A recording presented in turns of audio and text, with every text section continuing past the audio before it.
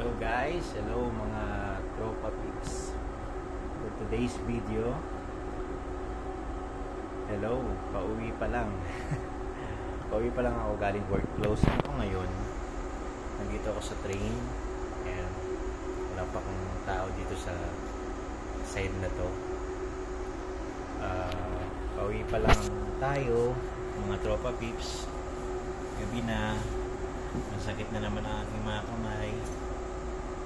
Recently, since nag-start ako nung mag-work, masakit na talaga yung kamay ko. Parang rayuma or ano, siguro nag-a-adjust yung kamay ko. Pag madaling araw, talagang parang naninigas siya, parang nagnanam. Sakit. So, siyempre hindi tayo sanay sa mga buhat-buhat, sa mga gamit ng kamay. Usually sulat lang tayo, lakad-lakad, pero kamay natin. Pero the benefit of it is, tingnan ko na lang yung good side. Medyo napapansin ko, medyo tumitibay yung ano natin, yung ating muscle. Diba? So okay lang. May mga challenges tulad kanina, pangalawang beses na ako nag-closing. Mas maaga kami nag-closing ngayon, kaya yung maaga natapos. Unlike last time, 11:30. Ngayon medyo maaga-aga. Medyo nahirapan pa rin tayo, pero at least kahit pa paano alam na natin yung ano.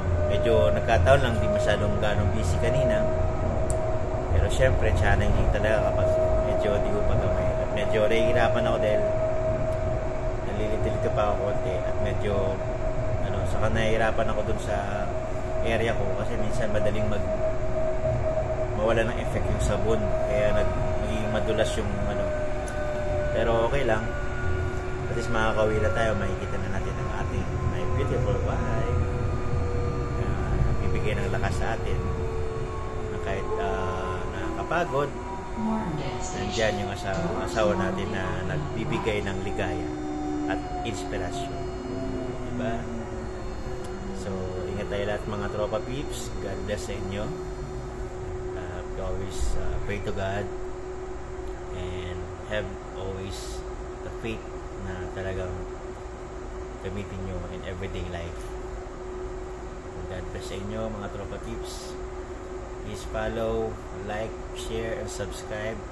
Click the bell button para updated kayo sa mga vlog ko. Ingat kayo. Next station na ako sa McKnight Westwind. Sinagyan ko kanina sa Town, yun yung binababaan ko pagpapasok ng work. So, doon ako sa McKnight.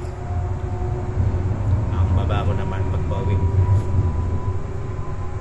So, ingat kayo. Bye-bye. Ayan, nainig nyo. McKnight. So, ingat kayo. Till next video. Bye-bye.